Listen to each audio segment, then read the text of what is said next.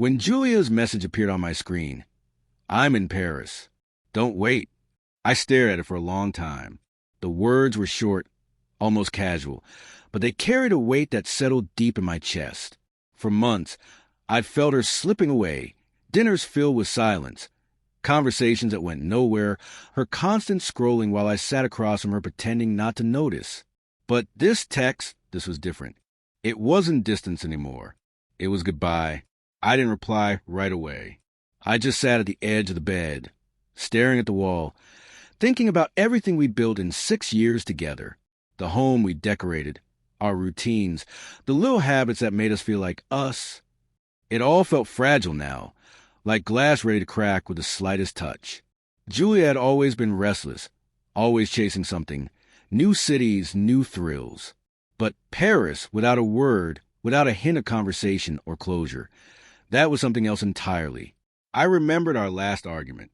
Something trivial that turned ugly fast.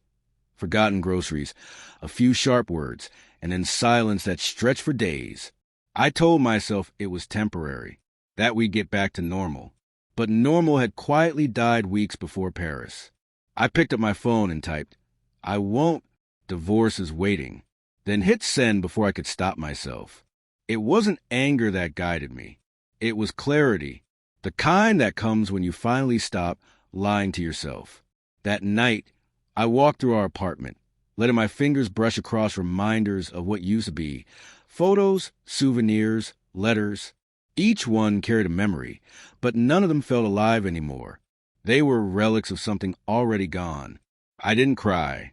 I didn't even feel bitter, just a quiet acceptance. By morning, I had called the lawyer. The papers were ready, signed, waiting. She didn't know yet, and I wanted it that way. Let her come back believing she could walk into her old life like nothing had changed.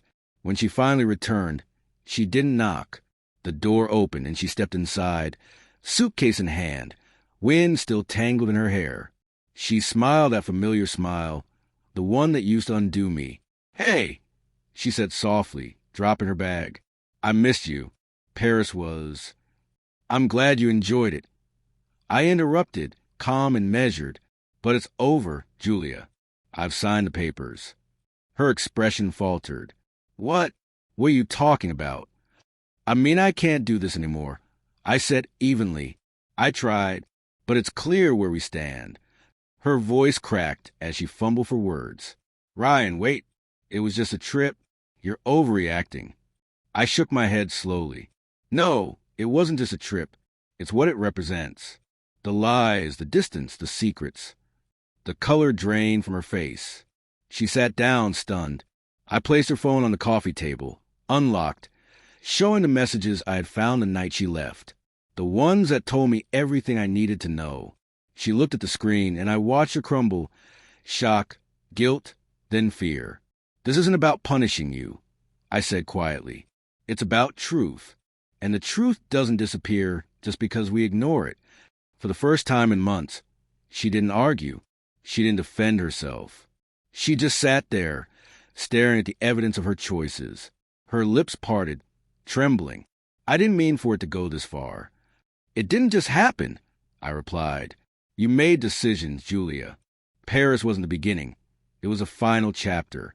Tears filled her eyes, but I could see the anger too, at herself, at the situation, maybe even at me for not pretending anymore. "I loved you," I said softly. "But love without honesty is just a performance. And I'm done pretending." She didn't respond.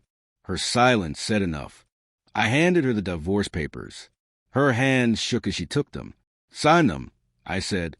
"Or don't. Either way, it's over." Minutes passed. Then she picked up the pen, her eyes wet, her movements slow and heavy. The sound of the pen scratching against paper felt final. Not dramatic, not loud, just real. When she left, the apartment felt weightless, like it had been holding its breath for too long.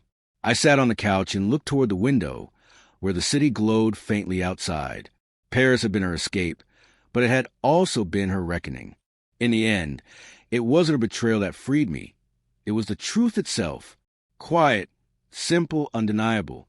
Sometimes a single message can end a marriage. And sometimes It takes one clear moment to understand the price of lies. When I closed the door behind her that evening, I didn't feel broken. I felt something closer to peace.